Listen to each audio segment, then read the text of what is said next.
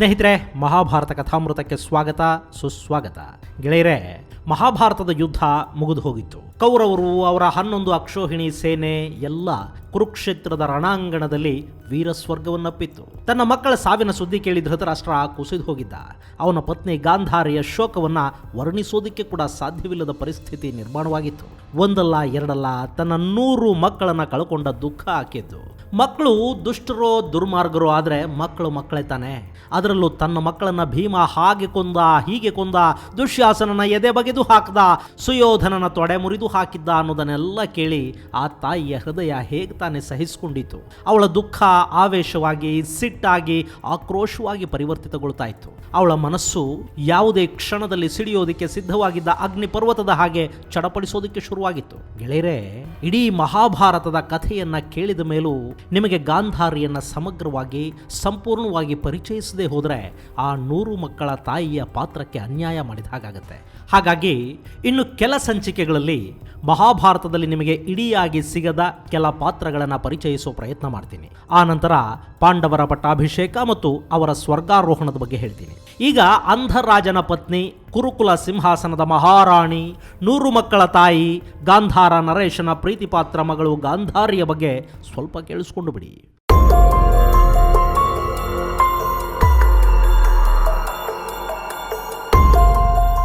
ಅಮ್ಮ, ನನ್ನ ತೊಡೆ ಪೂರ್ತಿ ಸಿಡಿತಾ ಇದೆ. ಅಮ್ಮ, ನನ್ನ ಕತ್ತು ಎಲ್ಲಿದೆ ಅನ್ನೋದೇ ನನಗೆ ಗೊತ್ತಾಗ್ತಿಲ್ಲಮ್ಮ. ನನ್ನ ಎದೆ ಬಗೆದು ನೆತ್ತರು ಕುಡಿತಾ ಇದ್ದಾನೆ ಆ ದುರುಳ ಭೀಮ. ನನ್ನ ಜೀವ ಹೋಗ್ತಾ ಇದೆ ತಾಯಿ. ದುರ್ಯೋಧನ, ದುಶ್ಯಾಸನ, ವಿಕರ್ಣ, ಜಲಗಂಧ, ಸಾಮ, ವಿಂದ, ಅನುವಿಂದ, ದುರ್ಮುಖ, ದುರ್ದಶ, ವಿವಿಶಂತಿ, ದುರ್ಜಯ, ಚಿತ್ರಾಕ್ಷ, ಚಿತ್ರಸೇನ, ಒಬ್ರ ಇಬ್ರ 100 ಜನ ಮಕ್ಕಳ ಆರ್ತನಾದ ಒಮ್ಮೆಲೆ ಕೇಳಿದಂತಾಗಿ ಬೆಚ್ಚಿ ಬಿದ್ದು ಕುಳಿತುಕೊಂಡ್ಲು ಗಾಂಧಾರಿ. ಅವಳನ್ನೀಗ ಕಾಡ್ತಾ ಇರೋದು ತನ್ನ 100 ಮಕ್ಕಳ ಸಾವಿನ ನೋವು. ಕರಳು ಹಿಂಡಿದ ಹಾಗಾಯ್ತು. ಈ ಮಕ್ಕಳಿಗೆ ಜನ್ಮ ಕೊಡುವಾಗಲೂ ನಾನು ಇಷ್ಟೊಂದು ವೇದನೆಯನ್ನು ಅನುಭವಿಸಿರಲಿಲ್ಲ. ನಾನು ಅವರಿಗೆಲ್ಲಿ ಜನ್ಮ ಕೊಟ್ಟೆ? ಪಿಂಡ ಜಾರಿ, ಆನಂತರ ವೇದವ್ಯಾಸ ಹಾಗೂ ಭೀಷ್ಮರ ಆರೈಕೆಯಿಂದ ಜಾಡಿಯಲ್ಲಿ ಹುಟ್ಟಿದ ಸಂತಾನ. ನನಗೆ 101 ಮಕ್ಕಳು. ಕೊನೆಯವಳು ಹೆಣ್ಣು. ಆದರೆ ಯಾವತ್ತಾದರೂ ಆ ಮಕ್ಕಳ ಮುಖವನ್ನಾದರೂ ನಾನು ನೋಡಿದ್ನ? ಅವರ ದನಿಯನ್ನು ಕೇಳಿದ್ದಷ್ಟೇ ಬಂತು. ಎಲ್ಲ ದಾಸಿಯರು, ಸೇವಕರ ಆರೈಕೆಯಲ್ಲಿ ಬೆಳೆದ ಮಕ್ಕಳಿಗೆ ನಾನು ತಾಯಿ. ನಾನಾದರೂ ಎಂಥ ತಾಯಿ? ತಾಯಿಯ ಆರೈಕೆಯಲ್ಲಿ ಎಲ್ಲ ಮಕ್ಕಳಂತೆ ಬೆಳೆದಿದ್ದಿದ್ರೆ ಇವರು ಕೂಡ ಸಮಾಜದ ಬಾಯಲ್ಲಿ ದುಷ್ಟರು ಅಂತ ಅನ್ನಿಸ್ಕೊಳ್ತಾ ಇರಲಿಲ್ಲ. ಇಷ್ಟು ಬೇಗ ಸಾವಿಗೂ ಹತ್ತಿರವಾಗ್ತಿರ್ಲಿಲ್ವೇನೋ. ಗಾಂಧಾರಿಯನ್ನ ಸಟ್ಟಸರಿ ರಾತ್ರಿಯಲ್ಲಿ ಹಳೆಯ ನೆನಪುಗಳು ಕಾಡೋದಿಕ್ಕೆ ಶುರು ಮಾಡಿದ್ವು. ಗಾಂಧಾರ ನರೇಶ ಸೌಲಭನ ಮಗಳು ಗಾಂಧಾರಿ ಅಪ್ರತಿಮ ಸುಂದರಿ. ಗಾಂಧಾರ ದೇಶದ ಹೆಣ್ಣು ಮಕ್ಕಳು ತುಂಬಾ ಸುಂದರವಾಗಿರ್ತಾರೆ ಅನ್ನೋದು ಜಗತ್ತಿಗೆ ಗೊತ್ತಿದ್ದ ಸತ್ಯ. ಹೀಗಾಗಿನೇ ತಾನೇ ಇಡೀ ಭರತ ಖಂಡದ ವೀರಾಧಿವೀರರು, ರಾಜಾಧಿರಾಜರು ತಮ್ಮ ವಂಶ ಬೆಳೆಸೋದಕ್ಕಾಗಿ ಗಾಂಧಾರದ ಹೆಣ್ಣು ಮಕ್ಕಳ ಕಡೆ ಆಸೆಯಿಂದ ನೋಡ್ತಾ ಇದ್ದದ್ದು. ಬರೀ ಸೌಂದರ್ಯ ಅಷ್ಟೇ ಅಲ್ಲ, ತಮ್ಮ ದೇಹದ ಕಸುವು ಕೂಡ ಹಾಗೆ ಇರ್ತಾ ಇತ್ತು. ಉತ್ತಮ, ಬಲಿಷ್ಠ, ಆರೋಗ್ಯವಂತ ಸಂತಾನ ಬೇಕು ಅಂದ್ರೆ ಅದಕ್ಕೆ ಗಾಂಧಾರ ಗರ್ಭ ಬೇಕು ಅನ್ನೋ ಗಾದೆ ಮಾತು ಅವತ್ತು ಅದೆಷ್ಟು ಪ್ರಖ್ಯಾತಗೊಂಡಿತ್ತು. ಅವತ್ತಿಗೆ ಸೌಲಭನ ಮಗಳು ಅತಿಲೋಕ ಸುಂದರಿ ಅನ್ನೋ ಮಾತು ಭರತ ವರ್ಷದಲ್ಲಿ ಮನೆ ಮಾತಾಗಿತ್ತಂತೆ. ಖಂಡಿತ ನನಗೊಬ್ಬ ರಾಜಕುಮಾರ ಬರ್ತಾನೆ, ಅವನು ಮಹಾವೀರನಾಗಿರ್ತಾನೆ. ಅದೆಷ್ಟು ಕನಸುಗಳನ್ನು ಕಂಡಿದ್ಲೋ ಗಾಂಧಾರನ ಮಗಳು. ಅಂತಃಪುರದಲ್ಲಿ ತನ್ನ ತಾಯಿ, ಅವಳ ಸಖಿಯರು ಅದೆಷ್ಟು ಬಾರಿ ಅವಳ ಮುಂದೆ ಮದುವೆಯ ಪ್ರಸ್ತಾಪ ಮಾಡಿ ರಾಜಕುಮಾರನನ್ನ ವರ್ಣಿಸಿ ಅವಳ ಕೆನ್ನೆಗಳು ಕೆಂಪೇರುವ ಹಾಗೆ ಮಾಡಿದ್ರು. ಅವಳು ಹಾಗೆ ರಾಜಕುಮಾರನ ಕನಸಲ್ಲಿದ್ದಾಗಲೇ ಅದೊಂದು ಕರಾಳ ಸುದ್ದಿ ಕಿವಿಗೆ ಬಂದು ಬಡಿದಿದ್ದು. ಅದ್ಯಾವುದೋ ಹಸ್ತಿನಾವತಿಯಂತೆ ಅಲ್ಲಿನ ರಾಜ ಗಾಂಧಾರದ ಮೇಲೆ ದಂಡೆತ್ತಿ ಬರ್ತಾ ಇದ್ದಾನಂತೆ. ಈ ಸುದ್ದಿ ಕೇಳಿನೇ ಅಪ್ಪ ಸೌಲಭ ಚಿಂತಾಕ್ರಾಂತನಾಗಿ ಹೋಗಿದ್ದ. ಆ ದಂಡಯಾತ್ರೆಯ ಕಾರಣ ಗೊತ್ತಾಗೋದಿಕ್ಕೆ ಗಾಂಧಾರಿಗೆ ಸಾಕಷ್ಟು ತಡವಾಗಿತ್ತು. ಅವನು ದಂಡೆತ್ತಿ ಬಂದದ್ದೇ ಅವಳಿಗಾಗಿ. ಹಸ್ತಿನಾವತಿಯ ಅಂಧರಾಜನೊಬ್ಬನಿಗೆ ಹೆಣ್ಣು ಬೇಕು. ಅಂಧನಿಗೆ ಯಾರು ಕನ್ಯೆ ಕೊಡ್ತಾರೆ? ಹೀಗಾಗಿ ಕ್ಷತ್ರಿಯ ಪದ್ಧತಿಯಂತೆ ಕನ್ಯೆಯನ್ನ ಗೆಲ್ಲೋದಿಕ್ಕೆ ಅವರು ಬಂದಿದ್ರು. ಬಂದವನು ಭೀಷ್ಮ. ಅವತ್ತು ಗಾಂಧಾರಿಯ ತಂದೆ ರಾಜ್ಯದ ಮೋಹಕ್ಕೆ ಬಿದ್ದು ಆಕೆಯನ್ನ ಹಸ್ತಿನಾವತಿಯ ರಾಜಕುಮಾರನಿಗೆ ವಿವಾಹ ಮಾಡಿಕೊಡೋದಿಕ್ಕೆ ಒಪ್ಪಿಬಿಟ್ಟಿದ್ದ. ಅವನಿಗೆ ಅದು ಬಿಟ್ಟರೆ ಬೇರೆ ಆಯ್ಕೆಯಾದರೂ ಏನಿತ್ತು?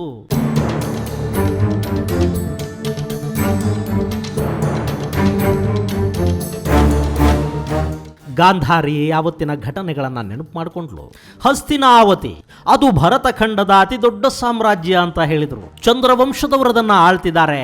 ಅವರು ಕ್ಷತ್ರಿಯರ ಪೈಕಿನೇ ಅತ್ಯಂತ ಶ್ರೇಷ್ಠ ವಂಶದವರು. ಅಂಥವರು ಗಾಂಧಾರದ ಕನ್ಯೆಯನ್ನ ಕೇಳ್ತಿರೋದೇ ದೊಡ್ಡ ಪುಣ್ಯ. ರಾಜಕುಮಾರ ಕೂಡ ತುಂಬಾ ಸುಂದರವಾಗಿದ್ದಾನೆ, ಬಲಿಷ್ಠ. ಅವನ ಬಾಹುಬಲಕ್ಕೆ ಇಡೀ ಭೂಮಂಡಲದಲ್ಲಿ ಸರಿಸಾಟಿಯಾಗಬಲ್ಲವರು ಯಾರೂ ಇಲ್ಲ.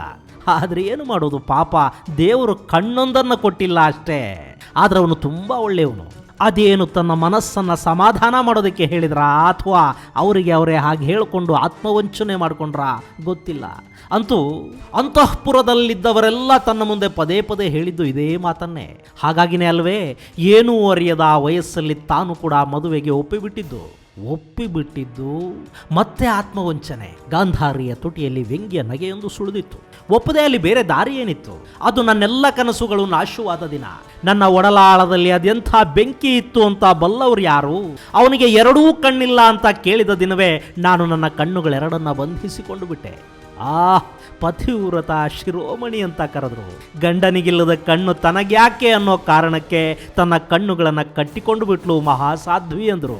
ಸಮಾಜಕ್ಕೇನು, ಯಾವುದೇ ವಿಷಯವನ್ನು ಅದಕ್ಕೆ ಬೇಕಾದ ಹಾಗೆ ಅವರ ಮನಸ್ಸಿಗೆ ತೃಪ್ತಿಯಾಗೋ ಹಾಗೆ ಅವರ ಮೂಗಿನ ನೇರಕ್ಕೆ ಅರ್ಥ ಮಾಡಿಕೊಂಡು ಬಿಡ್ತಾರೆ. ಆದರೆ ನಾನು ಕಣ್ಣು ಕಟ್ಟಿಕೊಂಡಿದ್ಯಾಕೆ ಅನ್ನೋದು ನನಗಲ್ಲದೆ ಬೇರೆ ಇನ್ಯಾರಿಗೆ ತಾನೇ ಗೊತ್ತಿತ್ತು. ಭೀಷ್ಮ, ದ್ರೋಣ, ಕೃಪರಂಥವರು ಕೂಡ ಹಾಗೆ ತಿಳ್ಕೊಂಡು ಬಿಟ್ಟಿದ್ರು. ಅಲ್ಲ, ನನ್ನನ್ನು ಸೋತ ರಾಜಕುಮಾರನೊಬ್ಬ ಗೆದ್ದವರಿಗೆ ಕಪ್ಪದ ರೂಪದಲ್ಲಿ ಕೊಟ್ಟಿದ್ದ ಅಂದ್ರೆ ನಾನೊಂದು ವಸ್ತುವಿನಂತಲ್ಲಿ ಕೈ ಬದಲಾಗಿದ್ದೆ. ನನ್ನ ಬದುಕಿನ ಬೆಳಕು ಕೊನೆಗೊಂಡ ದಿನ ತಾನೇ ಅದು ಯಾರಿಗೆ ತಾನೇ ಅರ್ಥ ಆಗಬೇಕು. ಆದ್ರೆ ಅವನೊಬ್ಬ ನನ್ನ ಎಲ್ಲ ವೇದನೆಯನ್ನ ಅರ್ಥ ಮಾಡ್ಕೊಂಡು ಬಿಟ್ನಲ್ಲ. ಯದುನಂದನ ಕೃಷ್ಣ. ನನ್ನ 100 ಮಕ್ಕಳು ಸಾವಿಗೀಡಾಗಿ ರಾಜರಾಜ ಸುಯೋಧನ ಕೂಡ ವೈಶಂಪಾಯನ ಸರೋವರದ ಮೇಲೆ ಊರುಭಂಗಕ್ಕೀಡಾಗಿ ಕೊನೆಯುಸಿರೆಳೆದು ಬಿಟ್ಟ ಅನ್ನೋದು ಗೊತ್ತಾದ ಮೇಲೆ ಅವತ್ತು ರಣಾಂಗಣಕ್ಕೆ ಹೊರಟ ದೃಶ್ಯ ಗಾಂಧಾರಿಗೆ ನೆನಪಾಯಿತು. ತನ್ನ ಗಂಡ ಧೃತರಾಷ್ಟ್ರ ಇಡೀ ಹಸ್ತಿನಾವತಿಗೆ ಕೇಳುವ ಹಾಗೆ ವಿಲಪಿಸುತ್ತಿದ್ದ, ಭೋರಿಟ್ಟು ಅಳ್ತಾ ಇದ್ದ. ಅವನ ಪಕ್ಕದಲ್ಲಿದ್ದ ಸಾರಥಿ ಸಂಜಯ ಅವನನ್ನು ಸಮಾಧಾನ ಮಾಡೋ ಪ್ರಯತ್ನ ಮಾಡ್ತಿದ್ದನಾದರೂ ಯಾವ ಸಮಾಧಾನ? ಅಲ್ಲಿ ವಿದುರದೇವ ಕೂಡ ಇದ್ದ ಅನ್ಸುತ್ತೆ. ಅವನ ದನಿ ಆಗಾಗ ಕೇಳಿ ಬರ್ತಾ ಇತ್ತು. ಅಷ್ಟರಲ್ಲೇ ವೇದವ್ಯಾಸರ ಆಗಮನ ಆಯಿತು. ಗಾಂಧಾರಿಯ ಕಣ್ಣಿಗೆ ಕಟ್ಟಿದ್ದ ಬಟ್ಟೆ ಕಣ್ಣೀರಿನಿಂದ ಒದ್ದೆಯಾಗಿ ಹಣೆಯ ಸುತ್ತ ಬಿಗಿಯತೊಡಗಿತ್ತು. ಆಕೆಯ ವಿಲಾಪ ಕೂಡ ಧೃತರಾಷ್ಟ್ರನ ಅಳುವಿನ ಆರ್ಭಟದ ಮುಂದೆ ಕಳೆದು ಹೋದಂತಿತ್ತು. ಅವಳದ್ದು ಮೌನ ರೋದನ. ನಾನು ಕುರುಕ್ಷೇತ್ರಕ್ಕೆ ಹೋಗಬೇಕು, ನನ್ನ ಮಕ್ಕಳ ಹೆಣಗಳನ್ನು ಅಂತಿಮ ಬಾರಿ ನೋಡಬೇಕು, ಅವುಗಳಿಗೆ ಅಂತ್ಯ ಸಂಸ್ಕಾರದ ವ್ಯವಸ್ಥೆ ಮಾಡಬೇಕು ಅಂದ ಧೃತರಾಷ್ಟ್ರ. ಅದಕ್ಕೆ ವೇದವ್ಯಾಸರು ಒಪ್ಪಿಗೆ ಕೊಟ್ಟರು. ಅರಮನೆಯಿಂದ ಹೊರಟ ನಮ್ಮ ಮುಂದೆ ರುದ್ರ ಹೇಳ್ತಾ ಪುರೋಹಿತರು ಬರ್ತಾ ಇರೋ ಹಾಗಿತ್ತು. ಅದು ಶೋಕ ಮಂತ್ರದಂತೆ ಕಿವಿಗೆ ಬೀಳ್ತಾ ಇತ್ತು. ಸುಯೋಧನನ ಪತ್ನಿ ಭಾನುಮತಿಯ ದುಃಖದ ಕಟ್ಟೆ ಒಡೆದು ಹೋಗಿತ್ತು. ಅವಳದು ನನ್ನ ಶೋಕಕ್ಕಿಂತ ದೊಡ್ಡದು ಅಂದುಕೊಂಡ್ಲು ಗಾಂಧಾರಿ. ಮಗ ಲಕ್ಷ್ಮಣ ಕುಮಾರನನ್ನ ಕಳ್ಕೊಂಡ್ಲು, ಗಂಡ ಸುಯೋಧನನ್ನ ಕಳ್ಕೊಂಡಿದ್ಲು.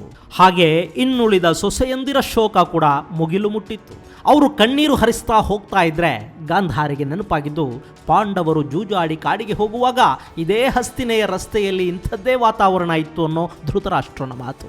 ಅವತ್ತು ಜೂಜಾಡಿ ಎಲ್ಲವನ್ನ ಕಳ್ಕೊಂಡು ಕಾಡಿನ ಕಡೆಗೆ ವನವಾಸಕ್ಕೆ ಹೊರಟ ಪಾಂಡವರ ಮುಂದೆ ಕುಲಗುರು ಧೌಮ್ಯರು ನಡೆದು ಹೋಗ್ತಾ ಕೈಯಲ್ಲಿ ದರ್ಭೆಗಳನ್ನ ಹಿಡಿದು ರುದ್ರ ಪಠಣ ಮಾಡ್ತಾ ಇದ್ರಂತೆ.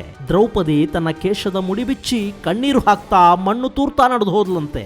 ಅವತ್ತಿನ ಆ ದೃಶ್ಯದ ಅರ್ಥವೇನು ಅಂತ ಕೇಳಿದ್ದಕ್ಕೆ ಇದೇ ವಿದುರ ಹೇಳಿದ್ದ, ಮುಂದೆ ಕೌರವ ವಂಶದ ರಾಣಿಯರು ಹೀಗೆ ನನ್ನ ಹಾಗೆ ಮುಡಿ ಬಿಚ್ಚಿ ಹುಚ್ಚಿಯರಂತೆ ಕಣ್ಣೀರು ಹಾಕ್ತಾ ತಮ್ಮ ಮಕ್ಕಳು ಗಂಡಂದಿರ ಹೆಣ ನೋಡೋದಕ್ಕೆ ಹೋಗ್ತಾರೆ.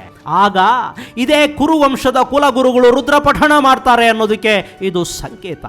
ಹಾಗಂತ ದ್ರೌಪದಿ ಶಾಪ ಕೊಟ್ಟು ಹೋಗ್ತಿದ್ದಾಳೆ ಅಂತ ವಿದುರ ಧೃತರಾಷ್ಟ್ರನಿಗೆ ಹೇಳುವಾಗ ತಾನು ಕೂಡ ಅವತ್ತು ಅಲ್ಲೇ ಇದ್ನಲ್ಲ. ಹಾಗಾದ್ರೆ ದ್ರೌಪದಿಯ ಶಾಪ ನಿಜವಾಗಿ ಬಿಡ್ತಾ?